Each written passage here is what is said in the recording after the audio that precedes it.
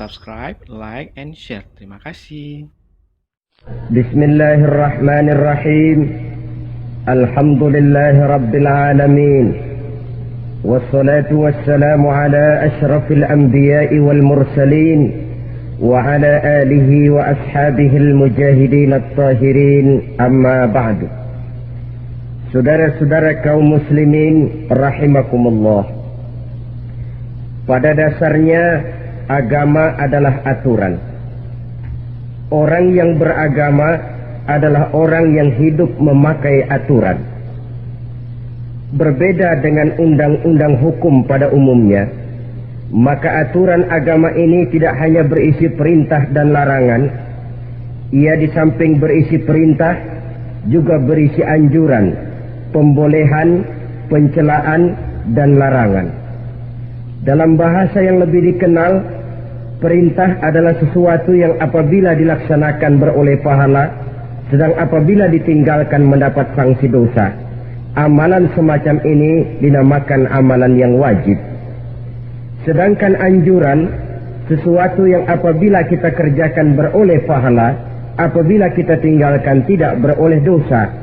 Amalan semacam ini dikenal dengan amalan sunnah. Pembolehan adalah sesuatu yang boleh saja, artinya boleh dikerjakan, boleh pula ditinggalkan, dan amalan semacam ini kita sebut dengan amalan mubah. Pencelaan adalah sesuatu yang berpahala jika ditinggalkan, tapi tidak berdosa manakala dikerjakan, dan ini dinamakan perbuatan yang makruh. Sedangkan larangan, sesuatu yang apabila dikerjakan beroleh dosa, apabila ditinggalkan beroleh pahala, dan amalan semacam ini lazimnya dinamakan amalan atau perbuatan yang haram. Kalau agama merupakan aturan, maka konsekuensinya tentu ia berisi perintah dan larangan. Apabila perintah dilaksanakan, maka Allah Subhanahu wa ta'ala memberikan balasan berupa pahala. Sedangkan apabila larangan yang dikerjakan, Allah pun akan memberikan ganjaran yang bernama dosa. Baik pahala maupun dosa adalah sesuatu yang abstrak, sesuatu yang tidak nampak, tidak kelihatan oleh pandangan mata yang zahir. Itu sebabnya barangkali di zaman materialistis seperti sekarang ini, orang kurang tergerak mengejar pahala dan malah kadang-kadang terangsang untuk berbuat dosa. Karena pahala dan dosa sesuatu yang tidak kelihatan oleh pandangan mata yang zahir ini. Namun sungguh pun demikian, pahala dan dosa bisa mendatangkan kebahagiaan atau kegelisahan batin. Bersabda Rasulullah sallallahu alaihi wasallam, "Idza sarratka hasanatuka wa sa'atka sayyi'atuka fa anta mu'min." Apabila perbuatanmu yang baik menyebabkan engkau bahagia, apabila perbuatanmu yang baik menyebabkan engkau gembira, dan perbuatanmu yang jahat menyebabkan engkau jadi susah, itulah tanda bahwa di hatimu masih ada iman. Artinya, belum tentu orang yang berbuat baik merasa bahagia dengan kebaikan yang dikerjakannya. Dan tidak selamanya orang yang berbuat jahat sanggup menyesali perbuatan jahatnya. Oleh karenanya, apabila iman masih ada, apabila hati masih hidup, perbuatan yang baik menyebabkan orang gembira, perbuatan yang jahat menyebabkan orang susah dan gelisah hatinya. Ini mengandung pelajaran. Sekali kita berbuat baik, jangan sekali-kali menyesali kebaikan itu. Sebaliknya, satu kali kita melakukan kesalahan, hendaknya selalu menyesalinya. Kadang-kadang dalam kehidupan, karena orang tempat kita berbuat baik itu rupanya membalas air susu dengan air tuba, kita lalu menyesali kebaikan. Lahirlah kata-kata, nyesal saya nolong dia. Ibarat pepatah katanya, nolong anjing kejepit. Waktu kejepit setengah mati kita tolongin, begitu selesai dia dari kejepitnya, malah kita digigitnya. Saudara hadirin yang saya muliakan, dalam kehidupan sehari-hari barangkali ini kena filsafat yang disebut dorong mobil mogok. Ketika mobil mogok setengah mati kita dorong, begitu mesin hidup ditinggalkannya kita di belakang. Sesungguhnya perbuatan kita yang baik tidak harus disesali. Karena disesali atau tidak, toh perbuatan itu sudah kita lakukan. Dan penyesalan atas segala kebaikan hanya akan mengurangi nilai pahala kebaikan itu sendiri. Berbahagialah apabila berbuat baik, walaupun orang yang kita melakukan kebaikan membalasnya dengan kejahatan. Menyesalah apabila berbuat kesalahan, apabila melakukan dosa, karena itu pertanda nilai iman yang masih hidup dalam jiwa kita. Saudara-saudara kaum muslimin yang berbahagia, jadi sungguh pun pahala dan dosa sesuatu yang abstrak, efeknya jelas dia mendatangkan kebahagiaan atau membawa kepada kegelisahan batin di dalam kehidupan manusia. Orang di zaman materialis kurang terangsang berbuat pahala dan terdorong melakukan dosa. Kenapa? Karena pahala tidak kelihatan, dosa tidak nampak. Kalau pahala kelihatan, barangkali nggak kuat kita mikul pahala. Kalau dosa benjol, umpama tiap bikin dosa palanya benjol, barangkali sudah nggak karu-karuan kepala kita. Baik pahala, baik dosa, sesuatu yang tidak nampak oleh pandangan mata zahir, tapi yang punya efek dalam kehidupan ini. Orang yang banyak pahalanya dengan orang yang banyak dosanya, kalau dia berjalan barangkali sulit kita membedakan. Tapi efeknya dalam kehidupan ini jelas adanya. Sesuatu yang bernama pahala kita perlukan, karena hidup tidak berhenti hingga di sini. Sesuatu yang bernama dosa harus kita hindarkan, karena ada kelanjutan sesudah hidup yang sekarang ini, kehidupan dari satu pertanggungan jawab. Itu sebabnya Imam Ghazali dalam bahasa yang indah sekali berpesan, jadidis safinah fa innal bahra amir wa khuziz zad fa inna safara ba'id. Perbarui selalu kapalmu, rawat, jaga baik-baik, dandani kapalmu, fa innal bahra amir, karena sesungguhnya lautan ini sangat dalam. Satu bahasa yang indah dari tamsil terhadap kehidupan. Perbaiki kapalmu karena lautan ini sangat dalam. Artinya, jaga baik-baik hatimu. Pelihara iman dan keyakinanmu. Karena hidup ini bagaikan gelombang lautan. Tempo-tempo air tenang, tempo-tempo ombak menggila dan menggunung. Jaga iman baik-baik karena hidup penuh dengan cobaan dan ujian. Itu maksudnya. Wa khuzizat fa inna safara ba'id, dan bawa bekal yang banyak karena perjalanan hidup ini sangat panjang. Perjalanan ini sangat jauh. Kita kalau pergi keluar kota tentu saja membawa bekal. Makin jauh kota yang akan kita tuju, makin banyak bekal yang harus kita bawa. Alangkah sengsaranya manusia apabila dia akan pergi ke satu kota yang jauh, modalnya cuma nekat. Bagaimana nanti di sana sajalah. Tidak membawa bekal sebagaimana yang sewajarnya. Hal yang semacam ini senangnya sih belum tentu, keblangsak dan susahnya sudah kebayang. Itu dalam kehidupan di dunia ini. Bagaimana kalau sudah bicara tentang kehidupan yang akan datang? Karena sesungguhnya hidup ini merupakan satu perjalanan yang sangat panjang. Sejak kita tinggal di alam arwah, pada saat jasad belum lagi diciptakan Allah, ruh sudah diciptakannya lebih dahulu. Sampai kemudian kita pindah ke alam rahim, alam kandungan ibu, untuk kemudian berpindah kepada kehidupan dunia. Dari dunia ini kita pindah ke alam barzakh. Di sana tinggal kita 100 tahun mungkin, 100.000 tahun mungkin, 1 juta tahun mungkin, menunggu saat datangnya kiamat. Lalu dari alam barzakh pindah kita ke alam akhirat. Satu perjalanan yang sangat panjang. Alangkah malangnya, alangkah sengsaranya jika tahu kita begitu panjangnya perjalanan hidup ini, tidak ada bekal yang kita bawa. Artinya kesengsaraan, kesulitan yang bertali-tali sudah jelas akan menimpa kita.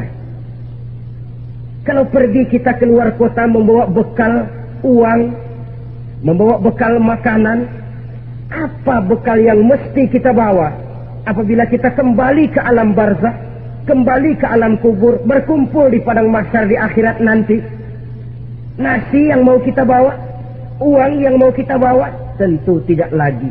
Karena kehidupan materialis selesai di atas liang lahat. Di saat bila masuk kita ke liang lahat, disitulah pahala dan dosa memegang peranan yang sangat penting. Maka pada pertemuan malam ini kita akan bicara tentang pahala dan dosa itu. Saudara-saudara kaum muslimin rahimakumullah, yang dinamakan pahala, kata Imam Ali Al-Jurjani dalam kitab At-Ta'rifatnya, ma yastahiqqu bihi ar-rahmatu wal maghfiratu minallahi ta'ala, sesuatu yang pelaksananya berhak untuk mendapat rahmah dan ampunan dari Allah. Dengan kata lain, nilai pahala adalah akibat dari perbuatan-perbuatan di dalam melaksanakan perintah dan anjuran yang ada di dalam kehidupan agama. Apabila perintah dan anjuran kita laksanakan, nilai pahala itu lalu datang. Nah, nilai pahala dalam Islam menurut konsepsi Quran, Allah menjelaskan, man jaa bil hasanati falahu asyru amsalihha. Barang siapa yang datang membawa satu kebajikan, barang siapa yang melaksanakan satu kebaikan, maka dia akan mendapat balasan 10 kali dari kebaikan yang dikerjakannya. 10 kali ini pun masih dilipat gandakan dengan 7 ini pun masih dikalikan 100, dan itu pun masih ditambah dengan pernyataan wallahu yudha'ifu liman yasha. Allah masih akan melipat gandakan perbuatan baik seseorang yang dikehendakinya. Itulah nikmatnya dalam Islam. Tetapi sebaliknya, wa man jaa'a bisayyi'ati fala yujza illa mislaha. Barang siapa yang melakukan satu kejahatan, dia tidak akan mendapat balasan kecuali sesuai dengan kejahatan yang dikerjakannya. Alangkah rahman dan rahimnya Allah. Orang yang berbuat baik dibalas 10, dikali 7, dikali 100, masih dilipat gandakan pula. Tapi orang yang berbuat jahat tidak akan mendapat balasan kecuali sesuai dengan kejahatan yang dikerjakannya. Ini kan beda dengan sifat kita manusia. Kita ini kadang-kadang kalau dijitak membalasnya mukul. Tapi kalau orang berbuat baik kepada kita, kita enggan untuk berbuat baik kepada orang tadi. Allah tidak mengajarkan begitu. Satu kebaikan berbalas 10. Satu kejahatan berbalas dengan satu kejahatan. Maha Rahman dan Rahim Allah. Bahkan dalam Islam, niat berbuat baik saja mendapat pahala. Sedangkan niat berbuat jahat belum ditulis merupakan satu dosa sampai kejahatan itu dikerjakan oleh orang yang niat tadi. Umpamanya, saudara niat, nanti malam giliran pengajian saya mau hadir di majelis taklim. Pas datang waktu malam, hujan turun sangat lebat.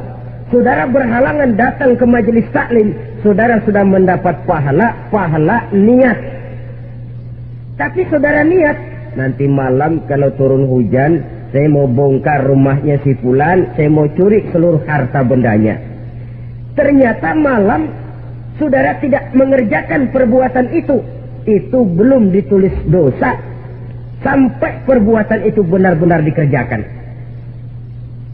Tapi lalu jangan macam-macam. Kalau begitu niat aja yang baik, biar nggak usah dikerjain. Niat aja pengen ngaji walaupun tidak ada niatan untuk ngaji. Allah lebih tahu tentang apa yang terdetik di dalam hati sanubari kita. Itulah sebabnya sangat dianjurkan orang untuk melakukan segala macam kebajikan, dan dianjurkan orang menjauhkan segala macam bentuk kejahatan, karena dia akan berefek melahirkan dosa dan pahala. Dosa dan pahala itulah alat untuk memperoleh kebahagiaan di alam kubur, di padang mahsyar, sampai di akhirat nanti.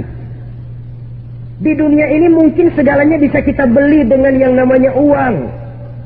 Keamanan kita bisa menyewa petugas untuk menjaga rumah kita.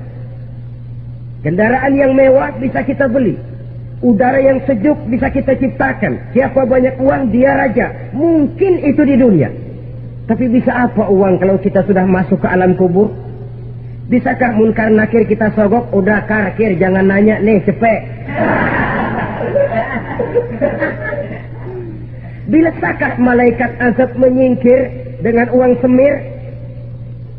Ternyata tidak. Untuk memperoleh kebahagiaan di sana, nilai pahala. Kesengsaraan akan kita dapat kalau kita banyak menumpuk dosa. Oleh karena itu jangan beranggapan, pahala nggak kelihatan, dosa juga nggak kelihatan, biarin saja. Yang tidak kelihatan ini pada waktunya akan memegang peranan yang sangat penting. Tapi tidak cuma untuk menghadapi hidup di situ, kita lalu harus berbuat baik dan meninggalkan yang jahat. Terutama juga di dunia ini. Toh pepatah bilang gajah mati meninggalkan gading, harimau mati meninggalkan belang. Apa yang akan kita tinggalkan setelah kita mati? Kita ingin jasad kita boleh hancur terkubur tanah, tapi nama kita ingin hidup terus, dikenang orang 100, 1000, bahkan 1.000.000 tahun yang akan datang. Ditulis orang dengan tinta emas dalam sejarah, tercatat kita sebagai orang baik-baik. Saudara-saudara kaum muslimin rahimakumullah. Lalu perbuatan apa yang bisa mendatangkan pahala itu?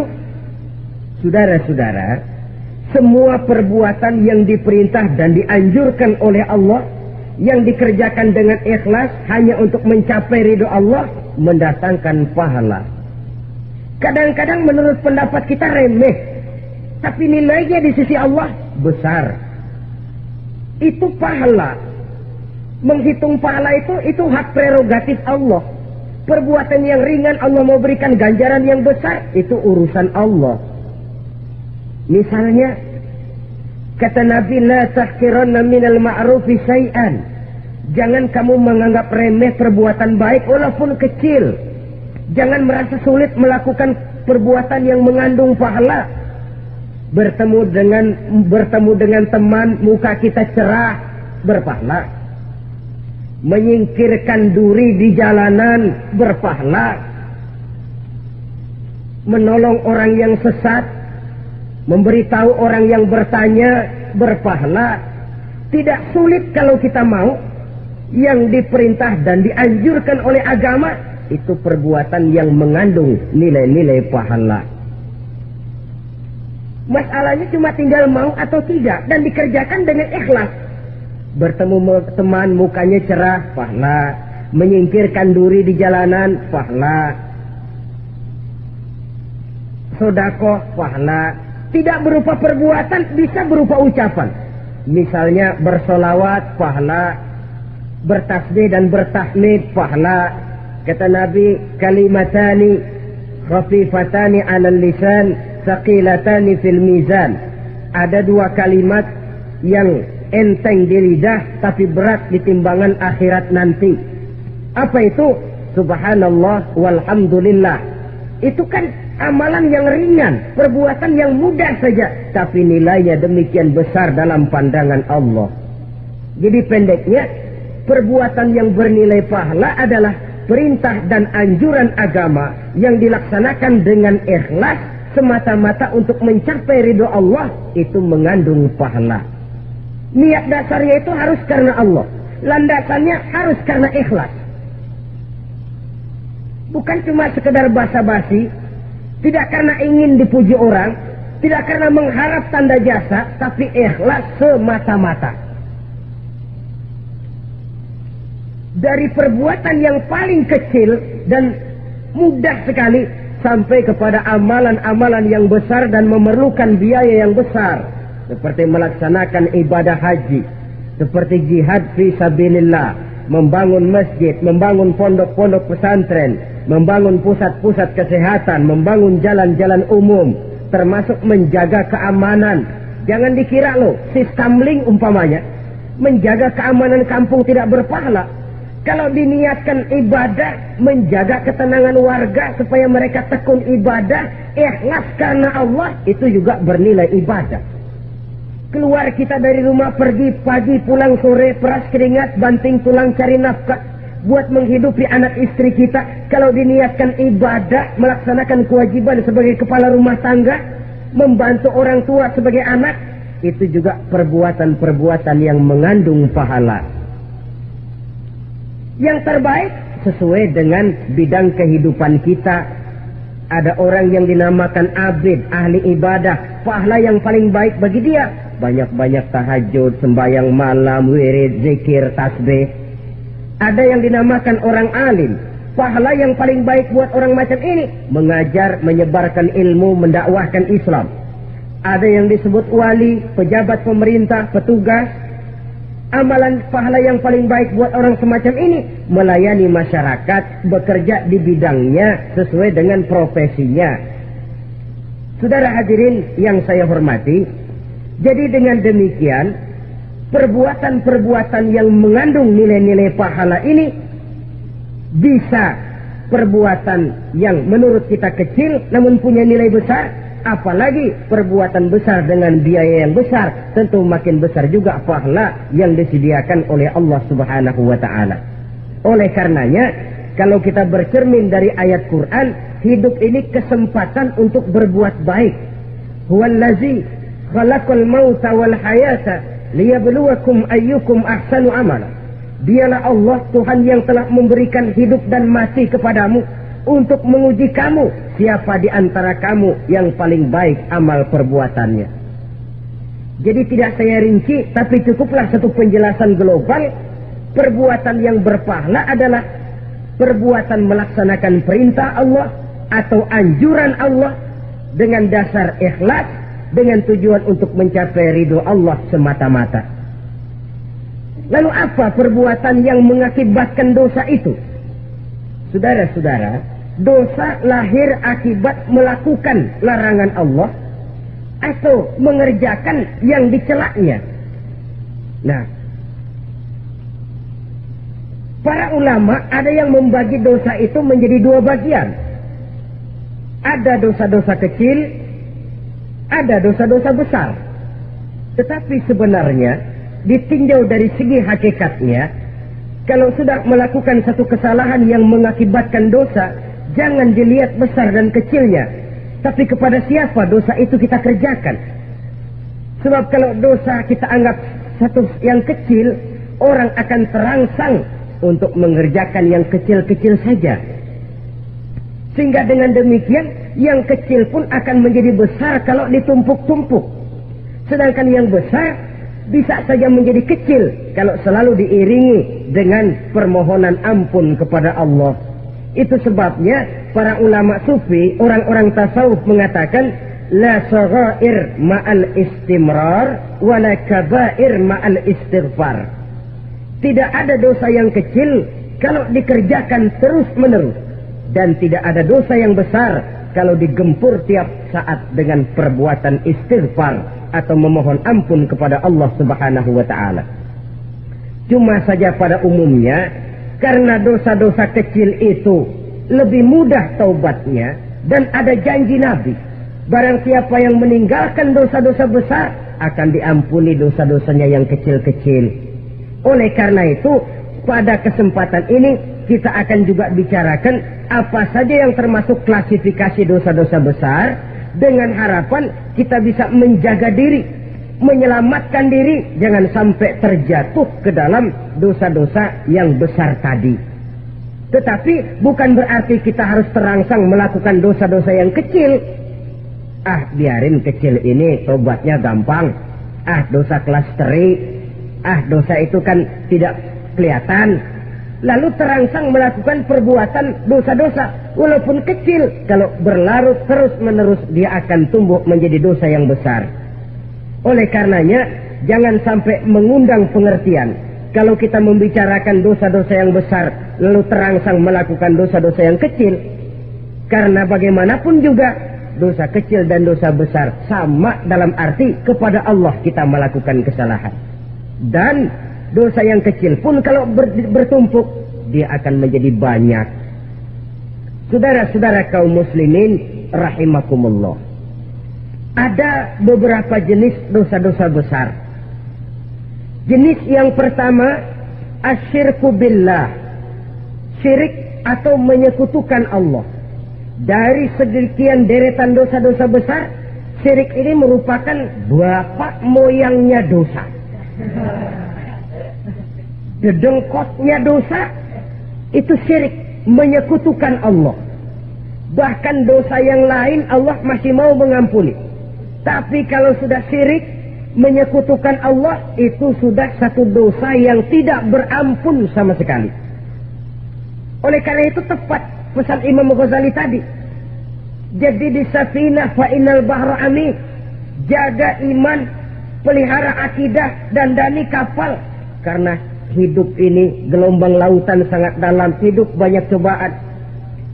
Di dalam hidup di zaman sekarang ini, saudara bisa perhatikan, di mana tensi ekonomi tinggi, lapangan kerja sulit, persaingan hidup makin tajam, sifat egois dan individualis tumbuh di mana-mana, rasa solidaritas sosial menurun, sifat gotong royong musnah, orang mudah potong kompas, potong jalan, ingin cepat kaya, ingin cepat naik pangkat, ingin dapat kedudukan.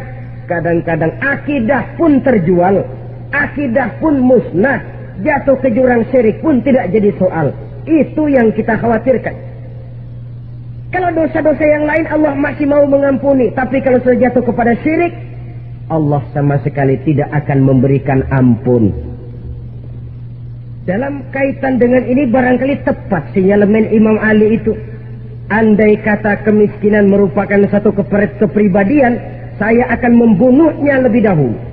Artinya memang kemiskinan ini sering mendorong orang kepada jurang kemusyrikan. Tidak tahan menghadapi godaan perut akibat tensi ekonomi yang tinggi, lapangan kerja yang sulit. Iman pun jadilah ditukar dengan 3 liter beras. Akidah pun jadilah dibarter dengan 3 bungkus supermi, dengan pakaian bekas, dengan obat-obatan. Tidak jadi soal baginya mengejar kebahagiaan yang relatif singkat dengan mengorbankan kebahagiaan yang abadi. Persis ibarat pepatah, nyari jarum kampak hilang. Mencari sesuatu yang kecil, yang besar jadi sia-sia. Membela perut, mengorbankan akidah. Na'udzubillah summa na'udzubillah. Saudara-saudara kaum muslimin rahimakumullah. Ini fakta. Ini kenyataan. Dan hal semacam ini tidak bisa diatasi cuma dengan ceramah, simposium, diskusi, seminar. Apalagi Nabi berpesan, solahu ummati bil ilmi wal mal. Umatku hanya bisa menjadi baik akidahnya dengan ilmu dan harta. Itu bahasa Nabi. Kalau bahasa kita sekarang, dengan ekonomi dan pendidikan.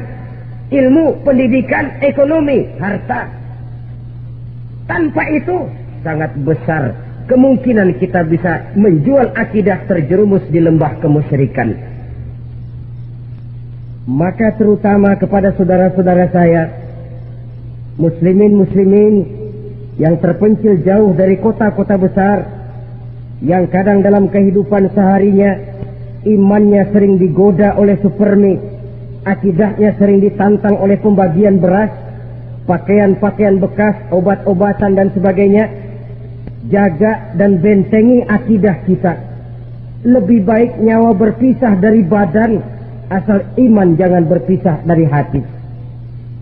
Kepada adik-adik saya para remaja, para pemuda di kota-kota besar, yang iman dan akidahnya sering ditantang dengan minuman-minuman keras, fasilitas-fasilitas yang menghanyutkan, yang secara terarah dan praktis sedikit demi sedikit menggiring kita untuk keluar dari nilai-nilai akidah.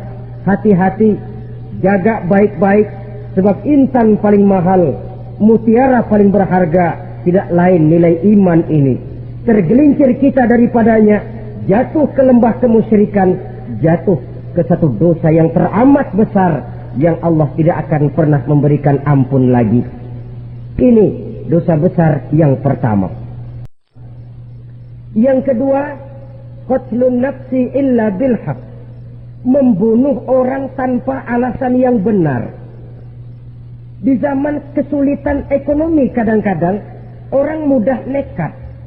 Tengok saja, kadang-kadang karena pasar uang 100-200 perak saja nyawa bisa melayang. Kadang-kadang karena urusan yang remeh salah omong, salah ambil, salah ucap, salah pegang, nyawa bisa jadi melayang. Alangkah murahnya nyawa, seakan-akan kita yang punya. Padahal nyawa itu hak milik Allah. Tidak pantas kita merampasnya, tidak pantas kita menghilangkannya dari jasad seseorang. Oleh karenanya, membunuh orang merupakan satu dosa yang sangat besar. Jangankan kepada orang yang seakidah, orang yang lain akidah saja pun, kalau dia hidup berdamai, rukun, berdampingan, kita harus melindungi. Apatah lagi teman seakidah sendiri. Saudara-saudara kaum muslimin rahimakumullah. Pantas kalau Nabi menyatakan apabila dua orang Islam sudah saling berkelahi, berbunuh-bunuhan, al-qatil wal maqtul finnar. Yang membunuh dan yang dibunuh dua-duanya sama-sama masuk neraka. Sahabat heran, ya Rasul, kalau yang membunuh masuk neraka sih wajar, tapi yang terbunuh kok neraka juga, kenapa? Kata Rasul, sebenarnya dia juga cuma sudah niat untuk membunuh, cuma keduluan saja. Andai kata dia tidak terbunuh, tentu dia yang akan membunuh. Saudara-saudara kaum muslimin rahimakumullah, Islam sesuai dengan namanya adalah agama damai. Kita tidak boleh mencari-cari musuh, walaupun tidak boleh lari kalau bertemu musuh. Oleh karenanya, pantang seorang muslim menimbulkan benih keonaran menjadi biang kerok buat lingkungannya. Sesuai dengan namanya, seorang muslim adalah seorang yang dalam hidup senantiasa berusaha menebarkan salam, menebarkan kedamaian, ketenangan dan ketentraman. Dengan prinsip musuh jangan dicari, bertemu pun jangan lari. Yang ketiga, termasuk dalam kelompok dosa besar ini, syurbul khamr, meminum minuman keras. Termasuk di dalam kata khamr ini ganja, morfin, narkotik. Sebab apa? Jenis minuman semacam itu tidak hanya merusak keadaan sekarang, tapi sekaligus merusak kehidupan yang akan datang. Kalau itu jatuh di tangan generasi muda, artinya kan merusak kehidupan masa depan daripada suatu bangsa.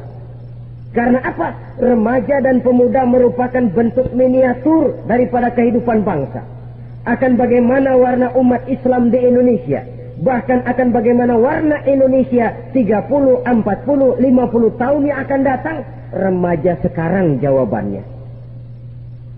Kalau remaja kita sekarang ini kerjanya cuma bisa nyekek botol, insya Allah bangsa Indonesia 30-40 tahun yang akan datang akan tumbuh menjadi bangsa teler. Tidak banyak yang bisa kita harapkan. Remaja adalah gambaran masa depan dari satu bangsa, dari satu umat. Dan remaja itu di dalam dirinya secara fitrah terkumpul semua bakat, terdapat semua kemungkinan. Kita ini lahir membawa sifat pemimpin, tapi juga membawa sifat pengacau. Kita ini ada bakat jadi orang jujur, ada bakat jadi pengkhianat. Kita ini ada bakat menjadi orang baik-baik, kita juga punya bakat jadi biang kerok. Kita kemungkinan bisa jadi pemimpin bangsa, tapi juga bisa menjadi pemimpin bangsa. Nanti lingkungan dan pendidikan akan menumbuhkan, membentuk mana yang tumbuh lebih subur. Kalau lingkungan dan pendidikannya lebih banyak bercerita tentang kejujuran, maka nilai kejujuran yang akan tumbuh lebih banyak dalam jiwanya. Dan insya Allah diharapkan dia akan menjadi manusia yang jujur di kelak kemudian hari nanti. Dan masalah minuman keras ini sebenarnya berkait. Kita tidak bisa cuma menyalahkan remaja saja, menyalahkan pemuda saja, karena bagaimanapun masalahnya kompleks. Menghancurkan sesuatu tanpa melihat kausalnya, tanpa melihat sebab akibatnya kan sama juga bohong. Kemungkinan karena broken home, kemungkinan karena pergaulan, kemungkinan karena kurang perhatian orang tua, kemungkinan karena akibat bacaan, tontonan, atau fasilitas berupa dibukanya pabrik-pabrik minuman keras, dijualnya minuman-minuman keras, di warung-warung yang remang-remang, yang memberikan kenikmatan kebahagiaan dan kebanggaan tersendiri, sehingga akhirnya orang terangsang untuk datang dan minum di sana. Pada dasarnya memang sepele, cuman minum, nggak ngerugiin orang lain kan? Iya, pada waktu minum. Tapi dikala sudah mabuk, out of control, apapun bisa kita lakukan. Yang kita ucapkan kita tidak sadari lagi, yang kita kerjakan tidak kita sadari lagi. Dikala itu segala macam kejahatan bukan sesuatu yang tidak mungkin untuk kita laksanakan. Nggak ngerugiin orang lain, memang pada saat mau minum.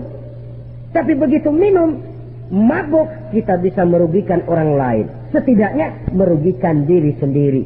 Pertumbuhan IQ menjadi lemah, semangat kehidupan hilang, gairah kerja menurun, kalau tidak ada sama sekali. Lalu apa yang bisa kita lakukan di dalam kehidupan? Dan akan lebih celaka kalau ini menimpa kehidupan generasi muda kita. Kadang-kadang yang ironi ya, kalau yang orang tuanya mampu barangkali masih tertolong. Tapi yang orang tuanya kondisi ekonomi lemah masih kepengen teler juga. Orang tuanya nggak mampu masih pengen mabuk.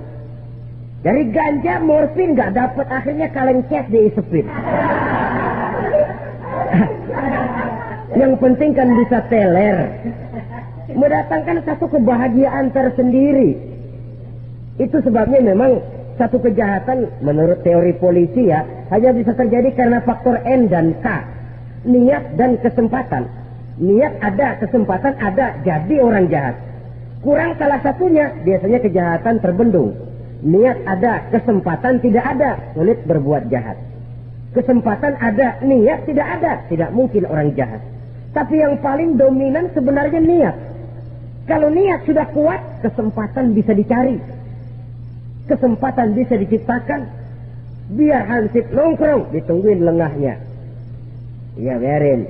Jam 11 sampai jam 2. Matanya melotot, jam 3 dia mulai ngulet, ngempet. Nah, di saat itu saya masuk ke rumahnya. Kalau niat kuat, kesempatan bisa diciptakan. Dan kalau sudah niat, ini masalah hati. Kalau sudah masalah hati, menyangkut soal moral. Moral artinya sudah masuk kepada kehidupan agama. Saudara-saudara kaum muslimin rahimakumullah. Yang keempat yang termasuk jenis dosa besar, az-zina, perbuatan zina. Di zaman pergaulan bebas dengan prinsip free sex ini, tengok sudah berapa banyak gadis-gadis bergelimpangan jadi korban. Berapa banyak bayi-bayi yang lahir ke dunia tanpa tahu kemana dia mesti memanggil bapak. Apakah deretan jumlah korban ini masih harus bertambah lagi? Paling tidak, biarlah yang sudah jadi korban, tapi jangan bertambah lagi hendaknya. Masing-masing kita berupaya menahan diri. Termasuk dalam kategori zina ini yang merupakan cabang-cabangnya liwat, homoseks, lesbian, masturbasi. Bahkan masturbasi itu termasuk jenis zina tangan. Dan itu juga merupakan satu dosa. Di samping dosa juga merusak diri. Karena bagaimanapun juga dia akan mengurangi kemampuan daya pikir seseorang. Maka agama memberikan jalan keluar. Pesan Nabi, ya ma'syara syabab, man istata'a minkumul ba'at falyatazawwaj. Hai para pemuda, kata Nabi, barang siapa di antara kamu yang sudah bisa ba'at, yang sudah mampu ba'at. Ba'at itu artinya memberikan nafkah, baik nafkah zahir maupun nafkah batin. Falyatazawwaj, maka hendaklah dia kawin. Jadi yang maksud ba'at ini ya nafkah zahir, ya nafkah batin. Kita kadang-kadang cuma bisa ngasih nafkah batin saja sudah merasa pokoknya kan saya sanggup untuk kawin, lalu kawin tanpa kehilangan, dengan kehilangan pertimbangan. Saudara-saudara, wa illam yastati, adapun kalau dia belum mampu, fa alaihi bisyam, hendaknya dia banyak puasa. Fa innahu lahu wija, karena puasa itu akan merupakan benteng jangan sampai orang memperturutkan hawa nafsunya. Andai kata puasa belum hobi, banyaklah olahraga para pemuda, para remaja. Karena dengan olahraga, pemikiran untuk memperturutkan hawa nafsu agak sedikit terkendali dan energi tersalurkan dalam bentuk yang positif. Pendeknya kreatif, banyak kegiatan. Ini pesan Imam Syafi'i tepat itu. Kata beliau, Inni ra'aitu wuqufal ma'i yufsiduh in sala taba wa illam yajri lam yasif. Aku melihat air kalau diam rusak, tapi kalau dia mengalir jernih. Air kalau ngendap, nggak ngalir, nyamuk nyarang di situ, bisa jadi sumber penyakit. Manusia hidup begitu. Kalau nggak punya kegiatan, nggak kreatif, kerjanya cuma delohom, ayam-ayam, akhirnya jadi ngerusak. Ngomongin orang, ya ngapa, anu. Kebangetan nggak ngapa-ngapain, orang aja dipontenin. Orang diomongin, lahirlah namimah, lahirlah ribah. Saudara-saudara, air itu kalau ngendap ada aja yang nyarang. Tapi kalau dia ngalir, orang ada kesibukan, insya Allah dia tidak akan jatuh kepada sesuatu yang bisa mengundang dosa. Isilah waktu dengan hal-hal yang bermanfaat, karena hidup ini singkat dan tidak berjalan mundur ke belakang. Mundur hancur, berhenti diinjak orang. Sekali melangkah, jangan surut mundur ke belakang. Homoseks terlepas dari penyakit kejiwaan. Sekarang ini kan sudah ada persatuan kaum gay katanya, meminta perlakuan yang sama dan agar dibolehkan kawin sesama mereka. Secara manusiawi boleh, secara manusiawi kita hargai mereka, tapi dari kacamata agama ini jelas merupakan penyimpangan, dan penyimpangan merupakan suatu dosa terlepas dari pertimbangan manusiawi. Jangan karena terlalu memperturukan suara manusiawi lalu kita mengesampingkan agama. Termasuk lesbian, wadon karo wadon. Kalau homo itu kan lanang karo lanang katanya. Saudara-saudara kaum muslimin rahimakumullah, ini bukan penyakit baru. Liwat, homoseks sudah dikenal dari zamannya Nabi Lut. Laki dengan laki. Lesbian dari zaman istrinya Nabi Lut. Terlepas dari penyakit kejiwaan, dari segi agama ini merupakan penyimpangan dan merupakan dosa yang besar. Yang kelima, yang termasuk jajaran dosa kelas kakap, qadzful mu'minina wal mu'minat, menuduh orang mukmin yang baik-baik, laki atau perempuan, melakukan perbuatan zina sehingga hancur namanya di masyarakat. Ini merupakan satu perbuatan dosa yang sangat besar dan sangat dimurkai oleh Allah. Saudara-saudara kaum muslimin rahimakumullah, oleh sebab itu tentang masalah ini, kalau memang tidak ada saksi, jangan sembarang kita enteng lidah menuduh orang lain berbuat zina, menuduh orang lain berbuat serong. Dosanya kelewat besar di dalam kehidupan. Karena apa? Mencari harga diri itu berat, memelihara kehormatan diri jauh lebih berat. Satu kali orang dihancurkan namanya di masyarakat, dia akan terisolir jadinya.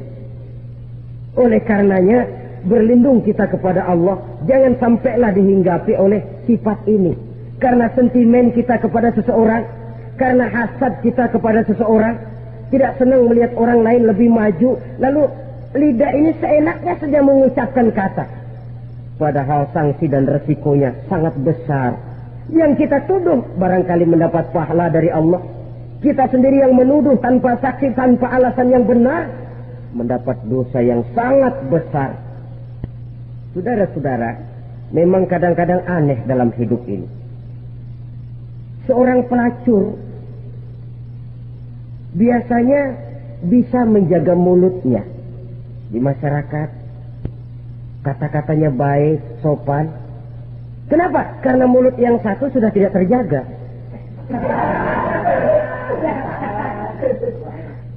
Kita kadang-kadang kehormatan bisa kita jaga, tapi mulut tidak terkontrol. Ngomong seenaknya dewe, bikin orang mangkel, kesal, fitnah sana, fitnah sini, menghancurkan nama baik orang, ngomongin yang macam-macam. Bagai-bagai macamlah caranya. Saudara-saudara kaum muslimin yang berbahagia. Jadi dengan demikian, menuduh orang lain berbuat zina, sedangkan orang itu tidak pernah melakukannya, ini termasuk satu dosa yang sangat besar di dalam kehidupan ini. Yang keenam, Al-aqu bil walidain, durhaka kepada ibu bapak. Seorang anak, bagaimanapun banyak nilai ibadahnya, banyak kebaikan di masyarakat, menyandang berbagai macam gelar, pangkat dan jabatannya tinggi, tapi kalau sudah durhaka kepada kedua orang tuanya, alamat hidup tidak lagi membawa keberkahan. Dan itu dosa yang sangat besar.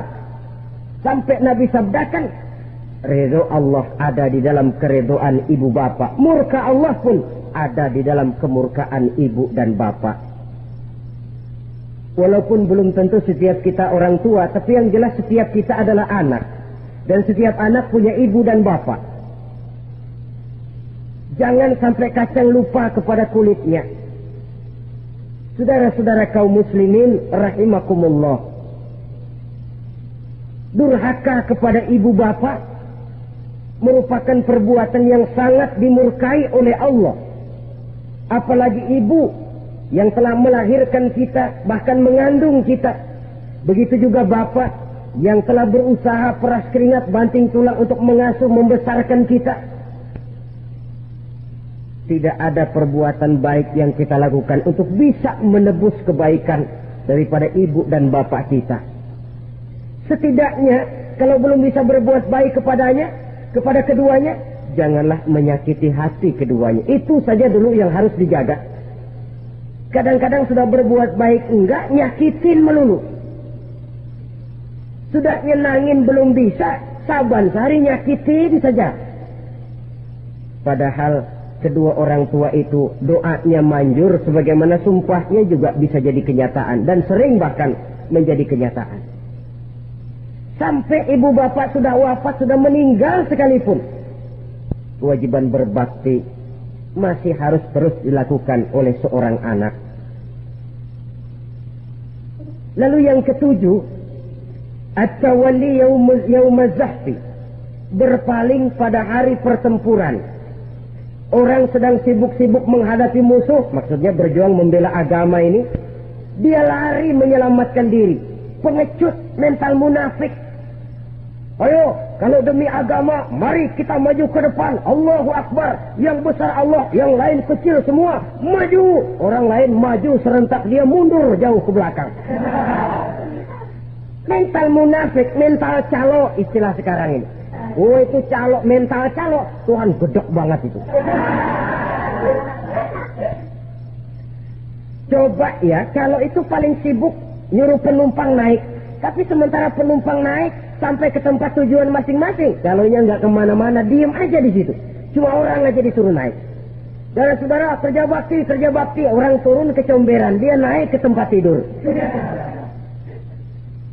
Mundur di hari pertempuran, menyebabkan orang lain gugur, dia sendiri menyelamatkan diri. Mental pengecut, mental munafik, itu merupakan dosa yang sangat besar. Saudara-saudara kaum muslimin rahimakumullah, itu sebabnya agama itu memerlukan keberanian, memang, tapi bukan keberanian yang tanpa perhitungan. Sebab berani tanpa berhitung namanya berani babi. Kita berani kalau benar, kita harus takut kalau salah. Jangan dibalik. Salah berani, nekat namanya. Benar takut, pengecut namanya. Orang yang pengecut adalah orang yang takut membela kebenaran. Orang yang nekat sesungguhnya udah salah nggak malu lagi. Udah salah nekat lagi. Merasa rugi berbuat kebaikan, puas kalau berbuat kejahatan. Padahal Nabi pesan, siapa yang berbuat dosa sambil tertawa, nanti dia akan masuk neraka sambil menangis. Karena itu dipesan pula di dunia ini, sering-seringlah mencuci mukamu dengan air mata taubat. Cuci lidahmu dengan zikir kepada Allah. Bersihkan hatimu dengan air ikhlas. Saudara-saudara kaum muslimin rahimakumullah, kan ada toh orang berbuat baik enggak gembira, tapi berbuat jahat malah puas. Atau sama saja orang lain berbuat baik, hatinya kesel. Orang lain berbuat jahat, dia malah mendukung. Atau orang lain tergelincir berbuat jahat, dia malah girang. Ini kan tidak objektif. Karena yang berbuat baik, orang yang dia keselin, dia nggak seneng. Tetapi karena yang berbuat jahat, orang yang dia senengin, dibenerin juga. Itu nggak objektif namanya. Mundur di hari pertempuran pada saat saudara-saudara kita sedang menghadapi musuh, sikap pengecut yang sangat dibenci Allah. Yang kedelapan, termasuk kelompok dosa besar, aklu malil yatim, makan harta anak yatim. Kadang-kadang ada orang mengeksploitir loh nasib anak-anak yatim. Karena biasanya para dermawan peka kalau mendengar nasib yatim, memberikan santunan. Si yatim belum makan, yang ngurusin udah pada kenyang. Mengeksploitir, memakan harta anak yatim termasuk dosa yang sangat besar. Sehingga Nabi pesan, ana wa kafilul yatim kahataini yaumal qiyamah. Aku dan orang yang menyantuni anak yatim seperti dua jari ini di hari kiamat. Rumah yang paling dimuliakan Allah adalah rumah yang di dalamnya ada anak yatim yang hidupnya dihormati, hidupnya disantuni, keperluannya dicukupi. Maaf saja, tahap kita menyantuni anak yatim ini baru tahap setahun sekali. Kalau Muharram kita agungkanlah, kita besarkan. Lebaran yatim katanya. Kita kumpulkan dana, kita usap kepala yatim, kita kumpulkan beras, kita bagikan hari itu. Perkara bulan depan kelaparan, kita tutup kuping. Perkara bulan berikutnya dia kelaparan, kita masa bodoh. Bahwa di bulan Muharram kita santuni yatim piatu itu sudah baik. Tapi akan lebih baik lagi kalau kita sanggup menjadi bapak asuh mereka, memikirkan sekolah mereka, ada kontinuitas. Kalau mereka diasuh oleh orang lain, lalu bertukar agamanya, berpindah akidahnya, kita ngomel habis-habisan. Tapi kita ada kemampuan, kita tidak mau berbuat semacam itu. Ya sama juga bohong namanya. Saudara-saudara kaum muslimin rahimakumullah. Orang yang menyantuni yatim mendapat pahala besar.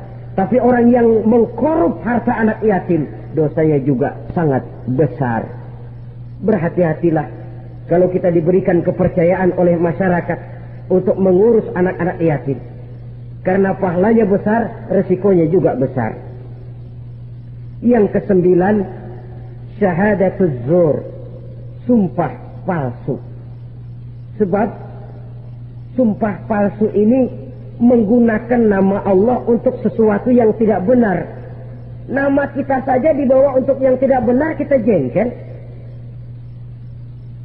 Nama kita dipalsukan untuk sesuatu yang tidak baik, kita kadang-kadang jengkel. Tidak puas jengkel, menuntut melalui saluran hukum. Kenapa? Nama saya dicatut. Bagaimana lagi kalau nama Allah kita pakai untuk bersumpah, sumpahnya palsu, menguntungkan kita, merugikan orang lain, Allah murka betul. Maka sumpah palsu termasuk deretan dosa-dosa besar.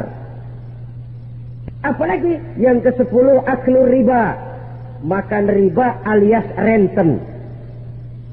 Ini kan yang cepat mendatangkan uang. Kadang-kadang kalau yang bikin riba itu orang awam barangkali, ya masih kita maklumi. Kadang-kadang penyakit ini datang menimpa mereka juga yang kita kenal kebaikannya. Bahkan suka datang ke musola, rajin ke masjid kadang-kadang. Riba masih dimakannya. Karena ini cara cari duit paling enak. Duit utuh, tambahnya terus masuk. Na'udzubillah, summa na'udzubillah. Itu yang diibaratkan dalam perjalanan Mi'raj, waktu Nabi diperlihatkan neraka. Orang perutnya sebesar rumah, dililit ular. Diseret-seret itu hancur perutnya, dibulatkan lagi, diseret lagi, hancur lagi. Dibulatkan lagi, terus menerus begitu. Dia berteriak, mengerang, mengeluh, mengadu kesakitan. Nabi tanya, itu apa Jibril? Itu contoh dari umatmu yang suka makan riba Muhammad, makan renten. Saudara-saudara, ini kan mencetik leher orang. Orang sedang kesulitan, kelihatannya sih baik, menolong, tapi di belakang menolong itu nyekek. Di belakang nolong itu nyekek. Dan nyekek itu sebenarnya tujuan utamanya. Orang yang menjalankan riba pada dasarnya tidak punya perikmanusiaan kok. Kalau dia kelihatannya mau menolong, kelihatannya motifnya mencari untung di belakang itu. Jauh dari kemanusiaan. Yang ke-11, saudara-saudara, termasuk jajaran dosa besar itu qat'ur rahim, memutuskan silaturahmi. Marah, hobi sama marah. Kalau 3 hari nggak marahan sama orang, ngebet palanya. Selalu nyari gara-gara. Kalau udah marah berlaku perpanjangan waktu. Tahun, 2 tahun, kadang-kadang seumur hidup. Saudara hadirin yang saya muliakan. Apalagi mengurangi timbangan termasuk kelas dosa besar. Makan suap termasuk dosa besar. Semir menyemir dosa besar.